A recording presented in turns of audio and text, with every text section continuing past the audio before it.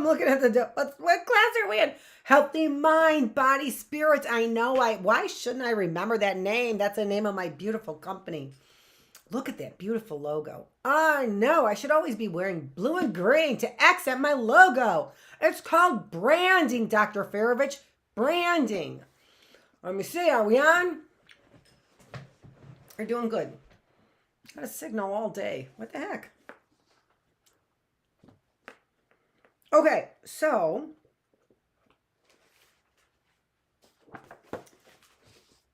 we're just going to continue. What are we doing today? Didn't you see the thing?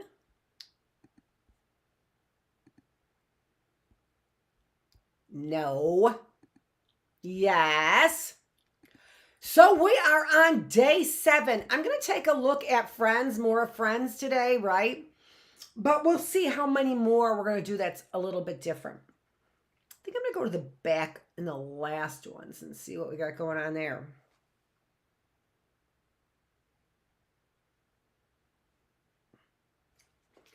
Lots of similar problems I could see, though. So a really good, so what are we doing here, right? We're kind of acting like we are on a paper airplane flying all over here, though, right? Isn't that cute, though? All those little hearts there on the paper airplane. See? Dear highlights. And we've got this forward by Amy Dickinson, Ask Amy Advice columnist. Oh my gosh. That's the forward. I keep saying Amy Dickinson. I'm so sorry. This is Christine French Cully, Editor-in-Chief, Highlights for Children. Christine French Cully. I'm sorry. I've got to change all that. Yikes. Wow. Okay, well. I didn't even read your forward. Oh, yes, I did, Amy. I did read your forward. Yeah, I did. Yeah, I did. Okay, no matter. These are likely not written. It's just an editor of the book, right? Not just, right? She put these together is what she did. So thank you, Christine French Cully, for putting these together. I do think Advice Columnist Ask Amy was probably pretty good. Is that the Amy I know? I bet it is.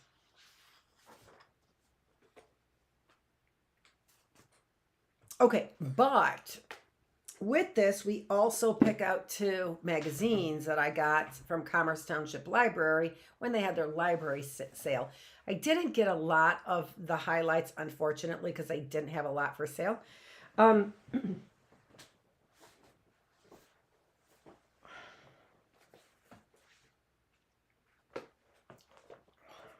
just thinking about my son bending over here showing his crack to me. My son. I already said that as a joke, I'm sure. Ha ha hee hee. Ugh! Sometimes life is so frustrating. They're just picking on me all the time. All right, get moving. Let's hear what they have to say about their terrible lives. Well, Orion from Washington said, I'm grounded. Do you have any suggestions? I want to say something about, again, these questions. Get to it. Get to it. Get to it. Is this the best we've got? You know, I don't know how old you are, Orion, but you're old enough to be grounded. So as part of your whatever, get writing and explaining yourself. Why are you grounded? Any suggestions? Here's my suggestion. Stop doing whatever you were doing that got you grounded. Now, let's develop a better question. What do you need advice on? Do you need advice on not getting grounded? Do you need advice on what to do while you're grounded? What do you need advice on? Explain yourself. I get it if you're 3, 4, 5, or 6. But by 7 or 8, we shouldn't be having these. And this is like my irritant because I'm sorry, but what wonderful letters here that are in this book that describe what they're feeling here. I'm sorry. Did this 6-year-old write this poem over here? Can we do a little better, Orion? It's important to use your grounded time to understand why you are grounded and how to avoid this situation in the future. Hello. I mean, not hello. Great advice. Think about what happened and how you can do better next time. You might also use this time to show your parents that you want to be more responsible, perhaps by cleaning your room, catching up on schoolwork, or pitching in around the house. I'm going to interrupt here again because I've said I have never seen a kid do that. Any of those things on their own. I have never seen a kid clean up their room on their own. Although that can be done by girls and I had boys, right? And I'm not being sexist, I'm just saying. I've never seen a boy want to clean up their room. But there are boys, right? Okay, so some kids would, but my boys would not have done that on their own. Although my older son kept a very clean room, so he never had to. My younger son, I don't remember. I think I picked up their rooms. I taught them to make their bed before they left their rooms. That's all I got. Depending on your parents' rules while you're grounded, you might take this time to practice a skill. Picking locks. I don't know. Climbing up and down ladders out your bedroom window. You might need those skills. I'm just saying. No! We have enough people who are criminals. For Pete's sake. Or you could read about a hobby you'd like to try. Yeah, again, or cleaning your room, catching up on schoolwork. My son would have to find his schoolwork first. My younger son, my older son, I almost think he was reading ahead. Then he didn't crack a book and got B's, so whatever. I'm not proud of. Read your material. It's important. It's important for problem solving. It really is important for having the confidence to problem solve better. Pitching in around the house. No, never. Not a once. I love you boys. I do. They're men now. I don't really like talking to my relatives on the phone. I feel shy. I don't know if I could go back to ballet class. I can't tell if I want to dance or if I just miss my friends. Those are both really, really, really good questions. And they both have to do with friendship. So I think we're going to see what Amy has. I don't think I did. Let's see what, this probably isn't Amy. This is probably somebody else. But they don't give a name, so sorry, Charlie, if you are the brilliant person who's answering these, which really does take a lot of creativity, I think, and ingenuity. I do think it does. I don't really like talking to my relatives on the phone. I feel shy. Yash, by email. It can take a while to get used to talking on the phone. That's not what this kid said. All right, I'll stop interrupting. To relax, breathe deeply a few times before speaking. A funny story from school or updates on your favorite sport or hobby might be good things to talk about. You could ask your parents about your relatives' interests too. For example, if your uncle likes knock-knock jokes, you might share one with him.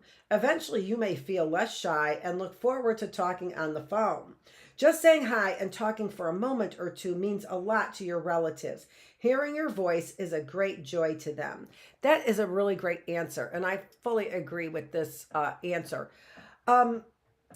Just to expand a little bit, to let you know that this really is something that most kids really do, right? It's like when grandma comes and you don't like the way she hugs, you don't like the way she smells, or, I'm not saying all of these things about your grandmother, but maybe something, right? You don't like the way she smells, you don't like her hairdo, you don't like her hairspray, you don't like her jacket, you don't like something, right? Or or whoever, your uncle or whatever. I always say that some intuitions are good, but you're talking about speaking to them on the phone, right? Unless they're breathing hard and saying inappropriate things, I agree with this person that they probably want to talk to you and get up to date. And what great suggestions to help you get over what are you supposed to say, right? What are you supposed to say? Now, you're shy, but you say you feel shy. You didn't say you are shy. So lots of people feel shy because there's a lot of distance in age between them and their relatives. You know, first world problems.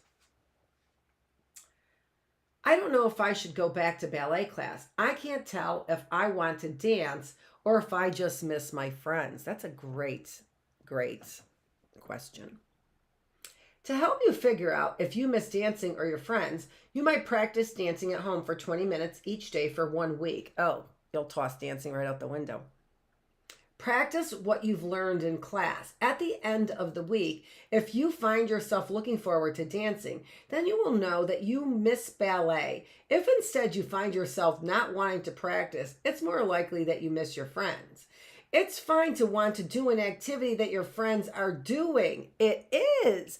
If that's the reason why you want to do ballet class, that's okay too, right? You've got something in common with your friends and you still are learning a skill. But it's more fun to do things that you are passionate about. If you want to try something new that you think you'll enjoy more, then go for it. It's easy to make friends when taking part in new activities because you already have that activity in common. If you decide not to take ballet again, you might ask your parents if you and your friends can get together. Even if you're not in ballet with them, you can still be friends. Excellent answer. So that leads off our friendship for our book, right? Our Dear Highlights book. What adults can learn from 75 years of letters and conversations with kids. So I'm going to go backwards from the end of our friends and see what else we've got for friends. Okay? I'm going to also look at our next topic. Our next topic is feelings and confidence. I want to take a closer look at that as well, of course, as well. All right, so let's take a look at this. So we've got, I'm going to go backwards now into friendship the other way. And we've got a poem by Assad, age 11, 2003. All alone, new again, another day full of pain, but you turn and see someone who asks, will you be my friend? Here's a drawing, Stephanie, age 5. Look at the date. Look at the date. Stephanie, age 5. Look at the date.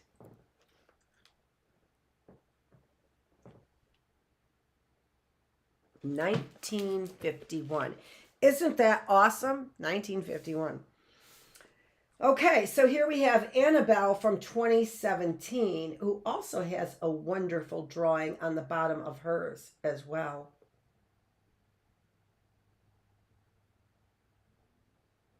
It's a really, really good drawing. A really good drawing. I don't know how old Annabelle is, but that's a really good drawing.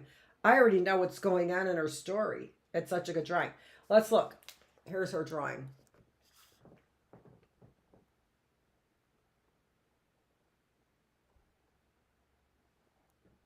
Yeah, isn't that awesome? I have to peek to see where it's at, just to be sure that I'm not showing you like a half of it. Oh, there it is right there.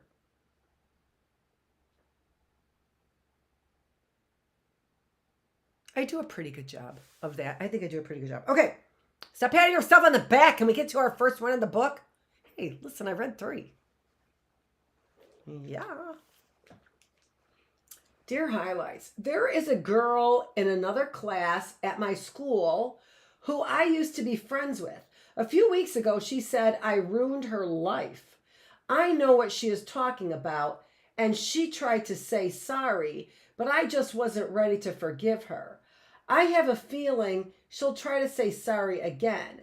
If she does, what should I do?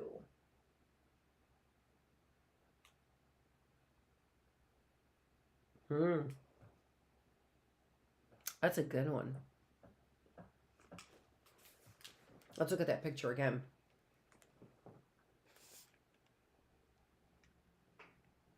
That's a good one. Let's see what she has to say. I'm a little excited to see what she has to say.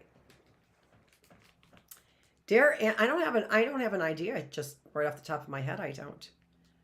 I know. Shocking.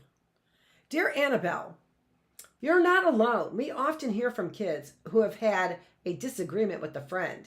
It might help if the two of you could talk for a few minutes when there aren't a lot of people around. Calmly tell your friend that you value the friendship and want to figure out ways to get along better. Well, Annabelle didn't say that, did she? What Annabelle said was she didn't want to forgive her friend. So it doesn't sound like Annabelle really wants to be calm about it at all. And it sounds like that might, I don't know. It sounds like that could be fair. That could be fair, Annabelle. Listen to what she has to say. You probably already heard it. She apologized, right? By talking about the problems, the two of you may find a solution. It can be frustrating when people do things that bother you, but we can see that you already understand that getting angry will not make the situation better. When someone makes you angry, try to step back from the situation for a moment. If possible, instead of responding to what is said or done that makes you angry, calmly walk away from the person who upset you. I'm sure that this is the advice that this person is giving to everybody, because what she said was Annabelle already knew what to do. And that's exactly what Annabelle did. She stepped back from the situation, didn't she? So bravo, Annabelle. Then you might find that it is easier to respond in a calmer way or to ignore what has been said or done. And a disagreement might be avoided, which sounds exactly like what Annabelle is doing. It's also important for you to treat your friend with kindness and respect as you would like to be treated. If there are things that you do that bother her, try to stop doing those things. Eventually, you may see that she is treating you more nicely too. Well, okay, that's not really hitting the nail on the head, I don't think. I don't feel like the answer is hitting the nail on the head, which is that Annabelle is not ready to forgive her friend. And her friend said she's sorry because Annabelle's not ready to forgive her. It ruined her friend's life, it sounds like. Everybody apparently knows about it, and apparently everybody knows that Annabelle is not speaking to her friend. So, I like both of their ponytails. She drew her friend very nicely, didn't she? She didn't draw her friend like she's a demon or anything. So it says to me that she still likes her friend. That's a nice drawing of your friend. So you still like your friend and you're not ready to forgive your friend. So it sounds like she did something that was really hard, obviously hard for you to forgive. So it's going to take some time. Remember that forgiveness does not mean, like when you forgive somebody, it does not mean that you accept what they did or even that you have to be friends again, right? Because forgiveness is for the benefit of you, Annabelle, not for the benefit of the other person. Now, this isn't a lesson on forgiveness, although I do have lessons on forgiveness in some of my videos. I don't know which ones. I think there's gratitude in my love and sex videos, but also in my Healthy New You in 2022 in the mental health, I believe it is, series in that. So forgiveness is key, but forgiveness doesn't have to happen right now. And forgiveness doesn't mean that you, again, that you let them off or that you like them or anything like that. Forgiveness is for you, right? And you clearly have the upper hand, which means maybe all of the people went on your side and have sided with you. So some empathy. I do have a forgiveness, which I have done in one of my videos. I think what I'll do is I'm going to pull that up for our classroom engagement is what I'm going to do. And I'm going to talk about what is an exercise that I had my class do every year in my positive psychology class. Obviously, they don't care about a qualified person teaching positive psychology at Oakland University. Why would we want them really to be inspired by someone who's so inspiring? I don't know. I'm getting my pen is what I'm doing and forgetting what I was supposed to be writing down. You know how that works. Okay.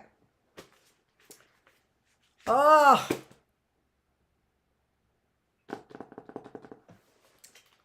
No, I'm going to have to go back on it. Forgiveness. There we go.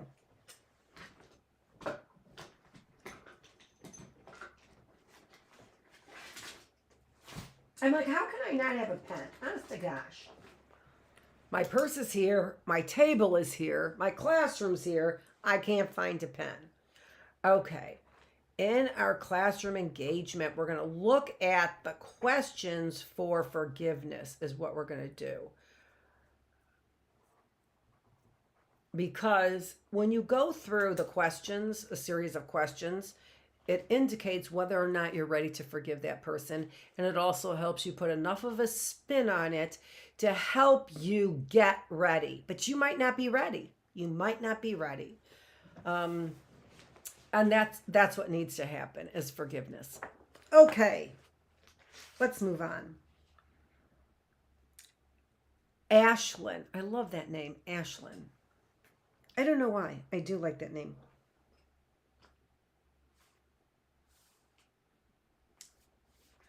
Highlights. I just went to the fair with my best friend. We played a game and I won. So for a prize, we got 2 goldfishes. When we got home, we decided what fish we were going to bring home, but she wanted to bring both. But I wanted one of them. She said she gets to bring both because she has more fish food. What should I do? Right back soon. Ashlyn, age 10, 2013. Let's see what she has to say. Because I have a lot of thoughts running through my head right now, don't you? If you're an adult listening, I bet you do. Dear Ashlyn, this sounds like an uncomfortable situation. Sharing is always a nice thing to do, but if your parents have given you permission to keep one of the goldfish, then you don't have to give your friend both goldfish. Try calmly talking with your friend about why you want to keep a goldfish. Assure her that you will be able to get your own fish food and properly care for your fish. If she insists on taking both goldfish home, you can certainly tell your friend, I know you like the goldfish, but I like them too, and I want to keep one of them. Then, in an effort to change her focus, you can say, let's talk about something else, or let's get back to having fun. Your mom and dad might have some other good suggestions for you. It does sound like parents have to get involved. Your mom and dad have to get involved. First of all, your mom and dad have to assure you that you can get goldfish food. Maybe she knows something like that your mom and dad already told you can't have the goldfish, right? My mom would never let me have a goldfish. So somebody else could have won that. I could have won it, and I couldn't have taken a goldfish home. It's going to be hard to focus on something else if there's 2 goldfish in one bag. If there's 2 bags, then that's fine. If there's 2 goldfish in one bag, that's a goldfish flipping. I wasn't going to literally, whatever. Okay, so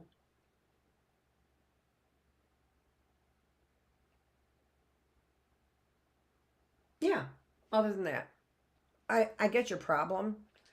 What I was thinking is I would not want to be friends with that person unless she knew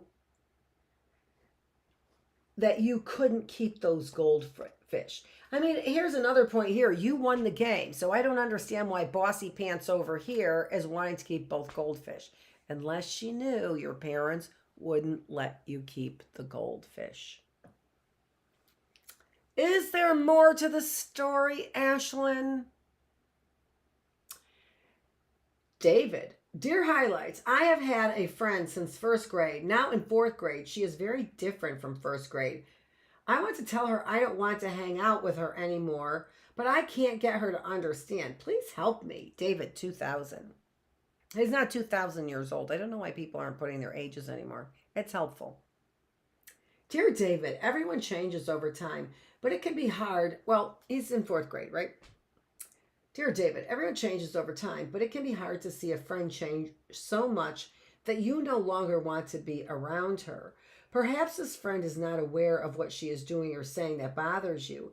Talking with her about it may give you a chance to save the friendship.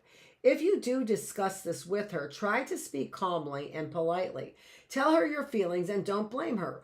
Also, give her a chance to express her thoughts and be sure to listen carefully. Listening is one of the best ways to understand how someone else is feeling. After you've done these things, you may still want to end the friendship. If you decide to do this, tell her kindly but firmly. See, so that's sort of the focus here, right? If you want to end the friendship, David might not care about having a nice conversation with his ex-friend. But David, here's the point. You should care, right? Because your friend has hurt feelings. Will have hurt feelings. It seems to me from what you said here that you're the one who doesn't want to hang around with her, that she still wants to hang around with you. I want you to think about something else, David, and that is this, that maybe that there's something going on in your friend's life. Like maybe there's something going on in the house that your friend lives in. And that is something that gets people to change, especially without really understanding, or why they changed in that way, right? Or not liking the way that they changed, which suggests that they changed in a bad way, right? That they're not as nice as they used to be.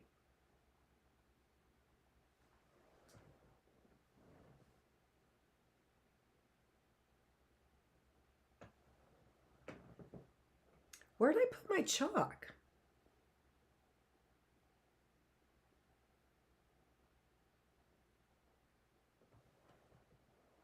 I can't believe I don't have my chalk right there. I mean, I changed my sign. So it's, and there's the other chalk right there. But I don't have my, I must have brought it over there by the fireplace. I want to go get my chalk. So think about, so for your discussion, you can discuss what David should do. I'll be right back.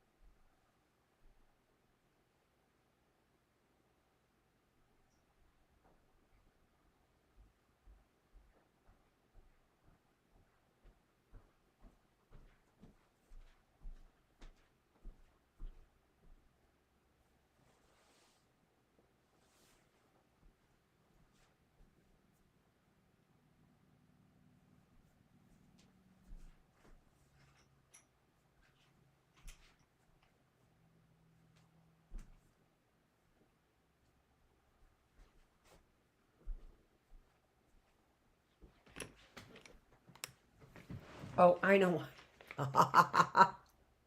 Because I set the chalkboard in my book on top of it. That's the reason why I couldn't find my chalk. Oh my gosh. For the life of me. Okay. So we always like our chalkboard up to date. We are here October 17th on day 84 of the classroom. And I am looking for a little bit of a respite from all of this pressure that I've been feeling for a very, very long time. But I don't think I'm the only one, right? I don't think I'm the only one.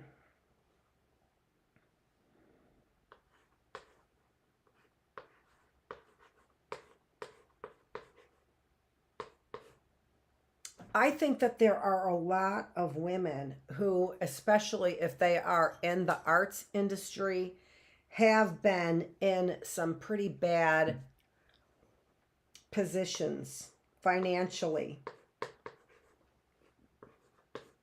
And I'm just wondering if the whole state has turned into a prostitution ring.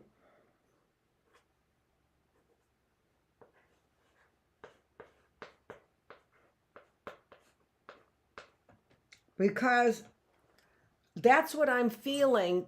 People are saying that's all I'm good for. I mean, they're not willing to pay me for any of my talents, right? Oakland University. So maybe you're just a leader in a big giant prostitution ring, because that seems to be the message that I keep getting, that I might be good for.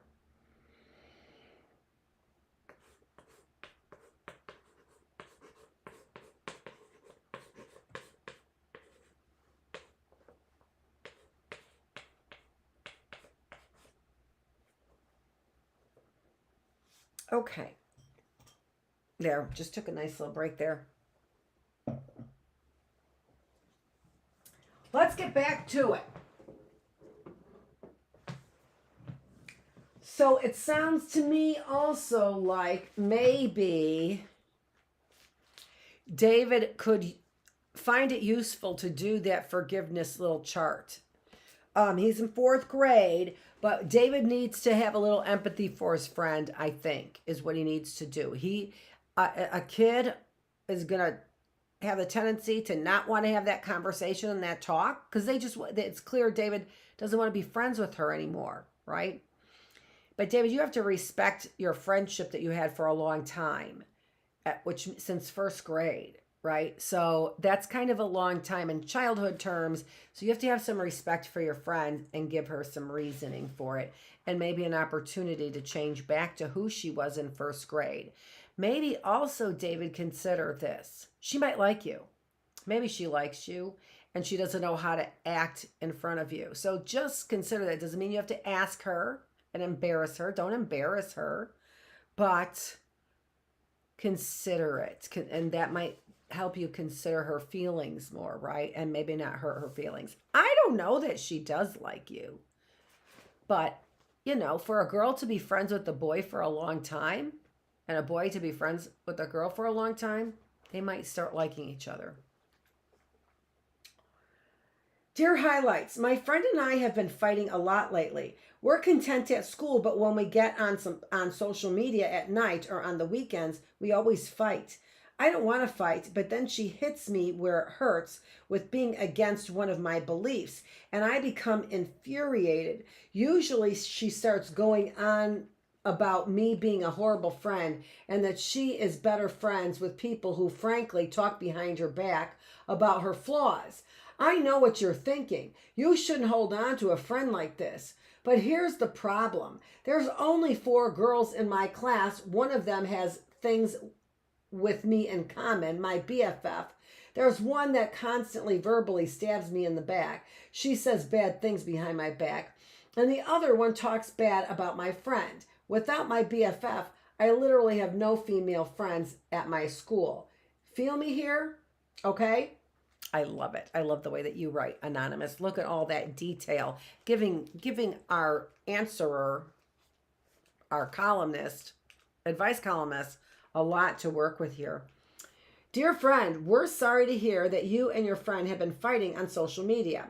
As you've discovered, communication over the internet can lead to conflict. Sometimes it's because we feel as though we are less accountable for our words and actions when we are hidden behind our computer screens rather than being face to face. Sometimes social media makes it easier for us not to be our best selves, letting more immature, petty, and unkind actions and words come through. We find that the best way to avoid conflict on social media is to limit social media use. Make an active, conscious choice to stop all online communication with your friends you fight with online. Decide for yourself that any conversations, whether serious or not, need to happen in person with this friend. You might even start by letting her know face to face that you are going to be limiting your social media time in order to avoid conflict. Then follow through. If your friend starts a conversation with you online, you might simply say, I'm sorry, I can't talk through this social media site right now. Let's catch up about this tomorrow. Then sign off. This strategy will also give your friend time to calm down and cool off before talking to you the next day. And if you are together and, all right, I have to turn it, or I'm stumbling. And if you are together and a sensitive topic that often leads to fighting comes up, you might simply excuse yourself or change the subject. Refuse to get drawn into arguments over difficult topics. Instead, keep the focus on the things you have in common. This is the best way to support a healthy, happy friendship. I agree. And the more that you find that you can't talk, so if you have to limit conversations with your friend, well, then you're going to end up likely limiting time with that friend. And, you know, there's only 4 girls in your class. There were only 3 girls in my class. And then one of them left in 6th grade. So then there were 2 in 6th, 7th, and 8th grade. So very formative years, you know, middle school right there. Me and another girl, and we were very, very different. Very different. You know, from 2 different towns even, because we went to a Catholic school, so they pulled from 3 different towns. So we weren't even from the same town. And she was a farm girl, and I wasn't. So it was different. We were different. I liked her. It's not that we didn't have anything in common, really. I did spend the night at her house one time. I'll leave it there. There were like, I think 7 or 9 kids in the family, something like that. So a big family. Anyway, so she was the only girl. And so we weren't very good friends. It's not that we were enemies, but we just didn't have a lot in common. So we, you know, hung out with younger or older girls that were more like, I hung out with her. And so did she, that were more like us, that were more like me, right? So younger or 1 year younger or 1 year older. Also helped. Let's see here.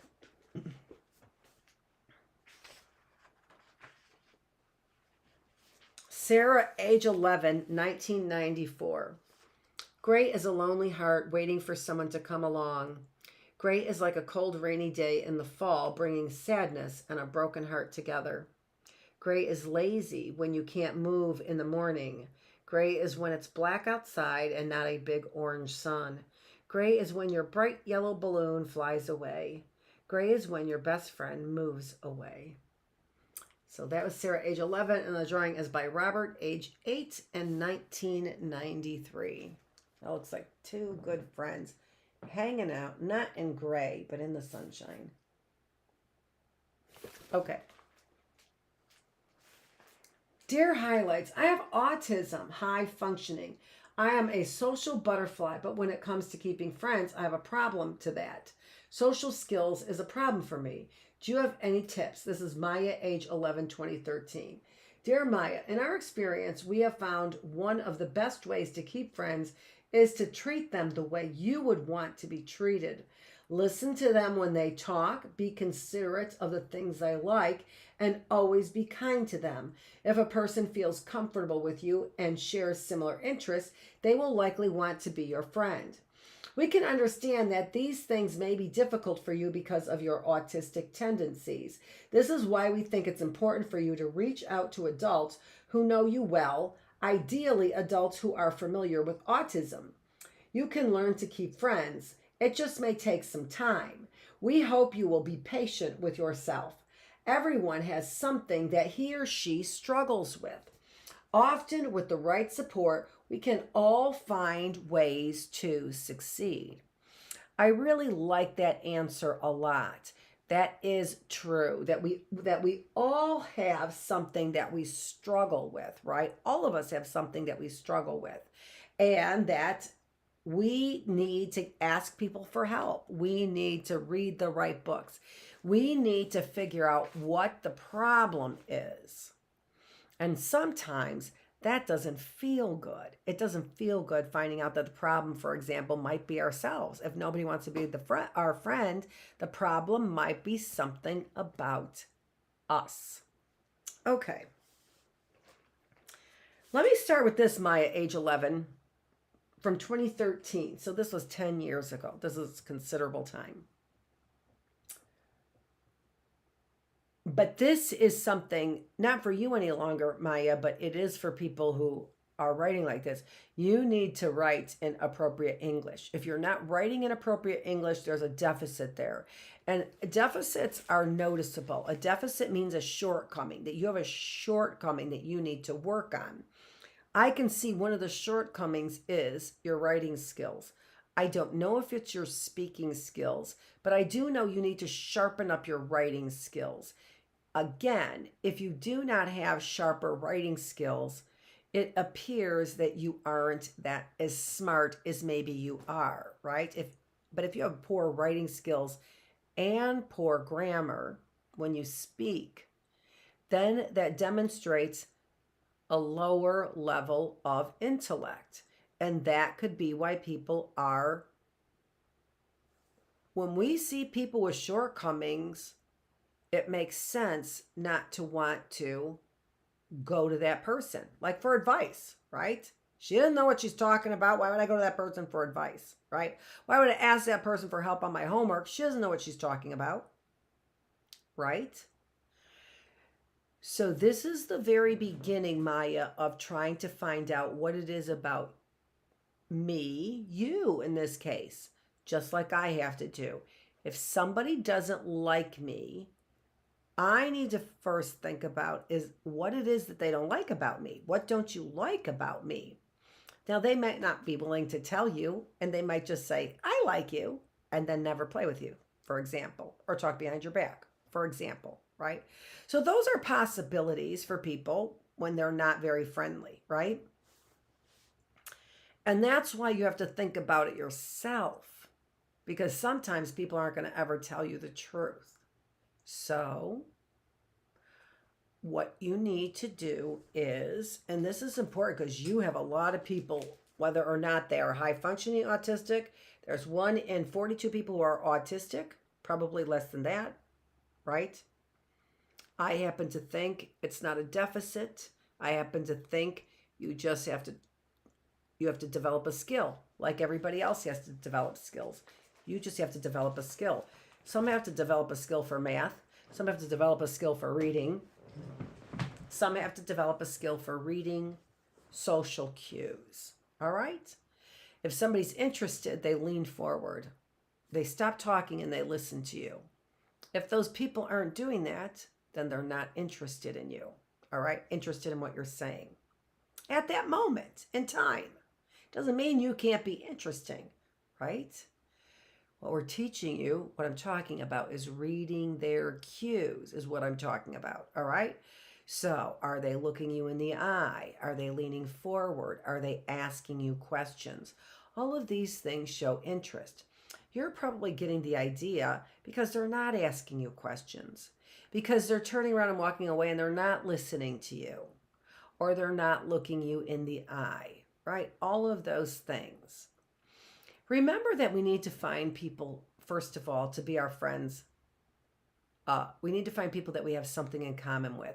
Our writer, our advice columnist here is always saying that. Our best friends are going to be those people that we have something in common with. So we don't want to find friends like we threw a dart at a dartboard, right? Just or at a bunch of faces of people, and then we threw a dart and that's our new friend. And then we stalk that person until they become our friend, right? No, that's not how we need to be doing it, right? We need to be looking at those pictures of all, I'm pretending like I have those pictures on the wall right there, of all those faces on the wall there. And we have possible friends, and we have to say that one is a lot more like me than this person is. I should go start with talking to that person who's most like me. Let me tell you something else, that if you do have some shortcomings, then you need to look outside your age range. Maybe somebody who's a year younger than you, or maybe somebody who's a year older than you, depending on your interests. It might be fair to say that being a high-functioning autistic person, that maybe they do act a little too immature for you. That's a possibility. It is, right? You might have a shortcoming in dealing with the minds of younger people. That might be your shortcoming, right? So you want to think about when you look at all the possible friends you could make and you put all their pictures up there. Now, don't do that, because if somebody walks into your house because somebody called, let's do a drug raid on your house because somebody thinks it's funny and is a jerk, right? And then you've got all these faces with weird prints and then handwriting on it, and then, yarn that draws associations between them. Yeah, you might be questioned by the police. I'm just saying, don't actually put the faces on your wall. It's a rabbit hole. That is a rabbit hole. Oh, don't do it. But you can imagine the faces. And then imagine the faces on your wall and then be like, that's the person who's more like me. And maybe it's because they're also autistic, high functioning. Maybe it's because they dress like you. Maybe it's because they like the same music you have. Maybe they look like you. Maybe they're the same religion as you, all right? Maybe they're the same gender as you. That's where you kind of start usually at younger ages. We usually prefer to be friends with people who are the same gender as we are, okay?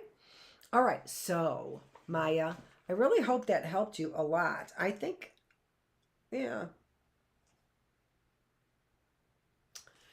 You're in good company, Maya, and your question therefore means that you're probably helping a lot of other people who are like you, especially when it comes to social cues. And not even just autistic, but there are just, a bunch of, I talk a lot about men. You talk about their, non-evolved social skills that come from, I don't want to insult barbarians, because that actually is insulting to barbarians who are just, whatever. People that are different than us, basically, is what they are. Anyway, so you might be on a little journey. And don't forget, Maya, having good friends, that's not easy. That's not easy. So you're on a little journey to find somebody that you could be a really good friend to. And again, don't make it like you're a stalker, okay? Where are we on time? All right, let's do another one.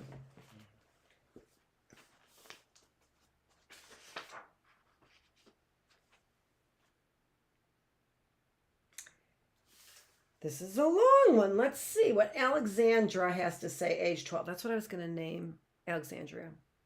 If I had a daughter, I was going to name her and call her Alex. Ugh, makes me think of that old principal now. Thank God. Over at St. William. You were weird. Dear Highlights, my friends and I are going through the stage in young teen years when we want to have a boyfriend just to show off. Of my good friends doesn't have a boyfriend, so some girls were trying to hook her up.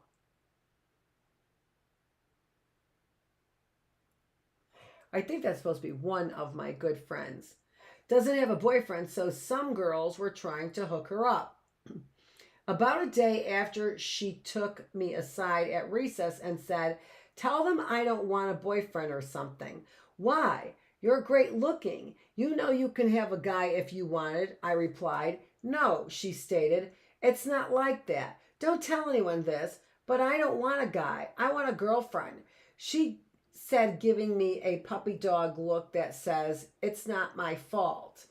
I couldn't believe my ears. "You're gay?" I shouted, forgetting myself. Just then a group of girls happened to be walking by, chitter-chattering away. When they heard this, they stopped dead in their tracks, staring mouths open wide before turning around. My friend stared at me with wide eyes and then marched away. And surprise, surprise, 1 hour later, everyone in the world knew that my friend was gay. They made fun of her and denied ever being her friend.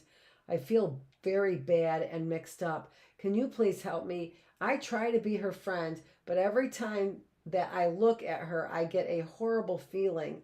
How can I keep being her friend? Hurt and lost. Alexandra, age 12, 2003. Dear Alexandra, we understand how bad you must feel to have caused your friends embarrassment. All of us have done things that we wish we could undo, but life isn't like that. The best we can do is try to make amends for what we have done and learn from the experience. Experiences can help us grow stronger and wiser. We're glad you want to be this girl's friend. If she is being teased by the others in your class, it sounds as if it sounds as if a friend is what she needs most right now. Our readers tell us our readers tell us how much it helps to have just one person stand up for them when others are teasing them. So do the psychologists say that. I've said it. You said that what's making it hard for you to be her friend is that you get a horrible feeling when you look at her. We couldn't tell if you mean you feel bad because she's gay or because you embarrassed her. If it's because she's gay, we'd like to suggest some things that may help. Your friend is no different than she was before she told you she was gay. That's true that, man, true that. The things you liked about her and that made you friends then are still true. Also, each person has the right to be an individual. Our differences enrich us and make life more interesting. Your friend has the right to be different and to be respected. If what is bothering you is that you're feeling guilty or sad about what happened, then we suggest you talk to your friend and let her know how you feel. Let her know that you are sorry for what happened. Listen carefully to what she has to say, too. Sorry.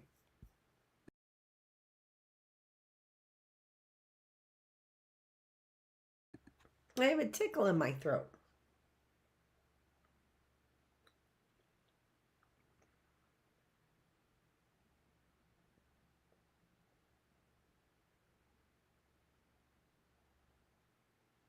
By talking honestly and calmly about what happened, you might be able to get your friendship back on track. You might also consider talking to the girls who are teasing her. Without getting angry or accusing anyone, you could explain why you think their behavior is unfair. Your honesty and thoughtfulness may make them think again about what they are doing. You may want to talk to your mom or dad or another adult you trust about this problem. A relative, teacher, school counselor, or clergy person are good people to talk to. People who care about you would want to know if you are upset about something, and they may have good suggestions for you. You also don't have to give names, right? When you talk to other people, this is a very personal subject that you would be telling more people about your friend, right? And you don't want to do that. So don't give the adults the name of the person, although teachers likely know because teachers always know what's going on. They know what the fights are. They know even if they're quiet fights, verbal fights, social media fights, and they know the reasons in the background for the fighting. So teachers likely know what's going on. This was in 2003. I don't know how much, I don't think things have changed for a 12-year-old much, right? I think a 12-year-old can out somebody who's gay in this exact same way at 12 years old. So I do think that this is a question that's applicable for today. What I would like to say is that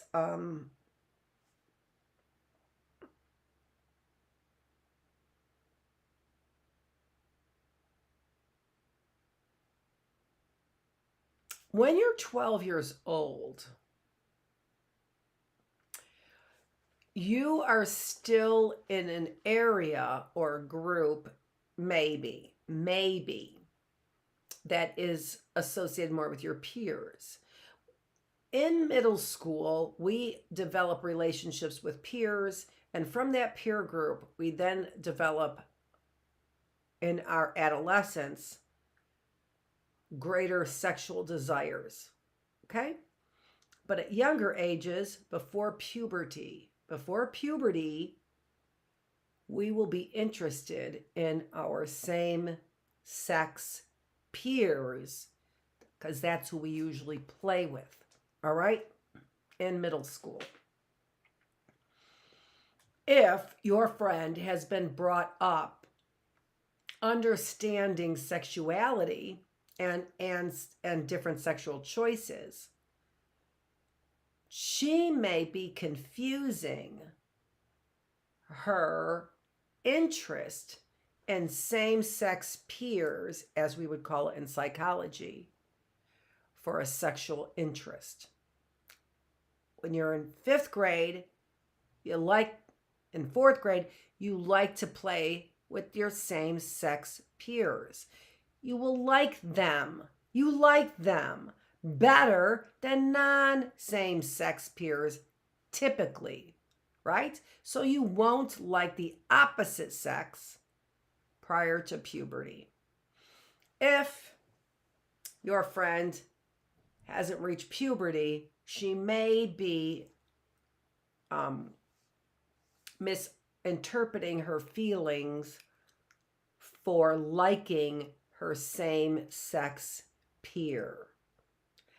If your friend has reached puberty, then she may know something about a sexual attraction towards the same-sex peer person. All right? She may know something about it.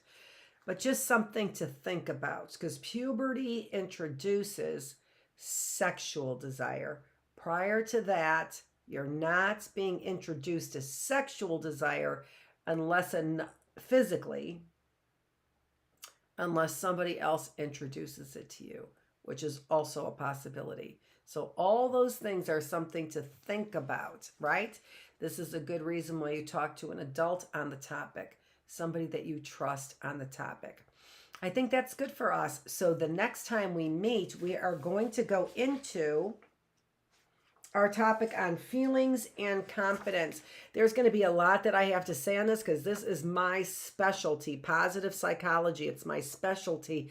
I also have some wonderful handouts that I've been looking for a place to use, and I'm going to use them when we talk about our new topic.